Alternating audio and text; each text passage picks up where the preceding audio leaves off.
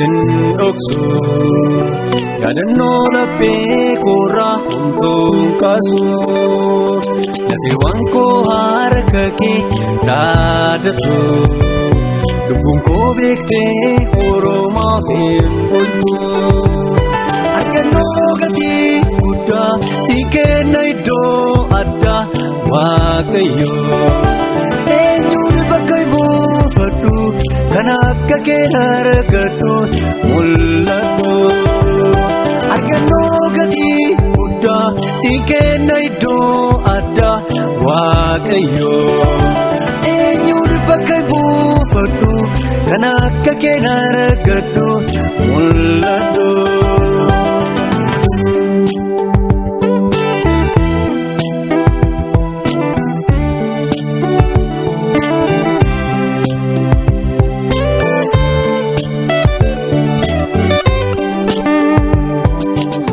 Jala na viva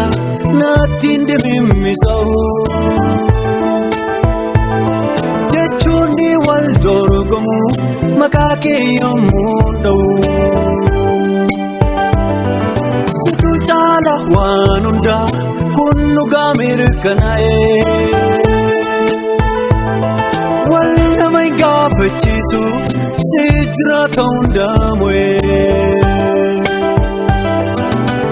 Jala na viva na tinde mimmisau Jechoni wal dorogomu makake yomundo Situ jala wanunda kunu gamirkanae Wal namai gafachisu sijra taunda mwe Kabartinsa mukoti sin dhoksu yaadannoo laphee koorraa homtuun kaasu lafeewwan koo harka kee dhaadatu lubbuun koo beektee Oromoof hin bultu argannoo gatii guddaa si kenna iddoo addaa Waaqayyo eenyuun bakka buufadhu kan akka kee argadhu mul'atu argannoo gatii guddaa si kenna iddoo addaa Waaqayyo eenyuun bakka buufadhu kan akka kee argadhu mul'atu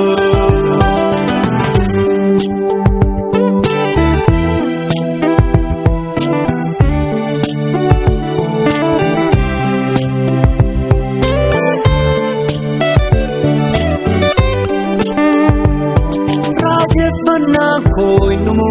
nan barreessa waa'ee kee tuuta guddaan gurmeessa kan dhaadatu maqaa kee gartuu koo siif hojjeta mootii si caalu hin jiru dhaloonni seenaa dhugaa ulfina kee haa baru Rajeffannaa koinumu nan barreessa waa'ee kee tuuta guddaan gurmeessa kan dhaadatu maqaa kee sabni koo siif hojjeta mootii si caalu hin jiru dhaloonni seenaa dhugaa ulfina kee haa baru Kabartinsa mukoti sin dhoksu yaadannoo laphee koorraa homtuun kaasu lafeewwan koo harka kee dhaadatu lubbuun koo beektee Oromoof hin bultu argannoo gatii guddaa si kenna iddoo addaa Waaqayyo eenyuun bakka buufadhu kan akka kee argadhu mul'atu argannoo gatii guddaa si kenna iddoo addaa Waaqayyo eenyuun bakka buufadhu kan akka kee argadhu mul'atu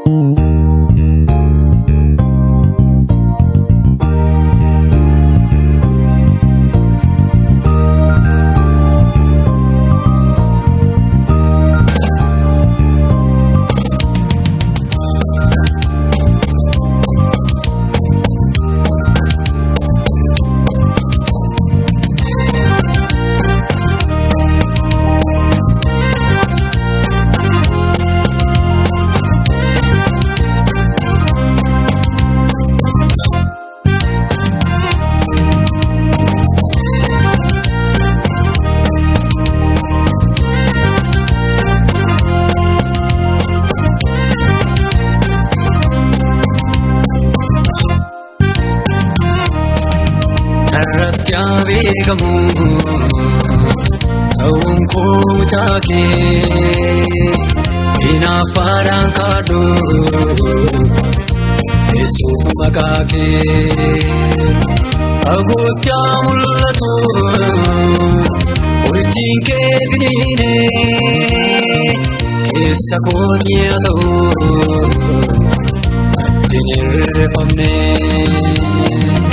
Agooti mul'atu urjiin kee finiinee keessa kooti haa ta'u addin irreeffamne.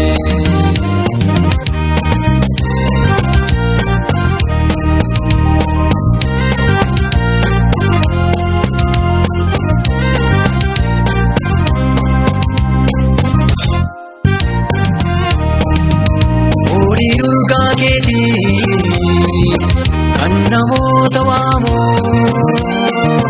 barree koo yaa Gooftaa sinaaf haa beekamu. Yoon darbee sinan kuufaa ulfeessee maqaa kee isanaaf baay'isee nagaa ayyaanni kee irratti haa beekamu. Ta'uun koo mucaa kee inaaffaadhaan kaadhoo Yesuus maqaa kee Agooti mul'atu urjiin kee finiinee keessa kooti haa ta'u addin irreeffamne. Agooti mul'atu urjiin kee finiinee keessa kooti haa ta'u addin irreeffamne.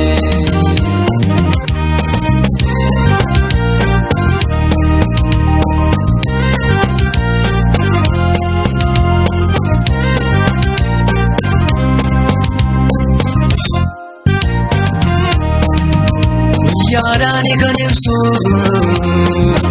ifa caalu ija foonii miti kun kan ilaalu ennaa galgala.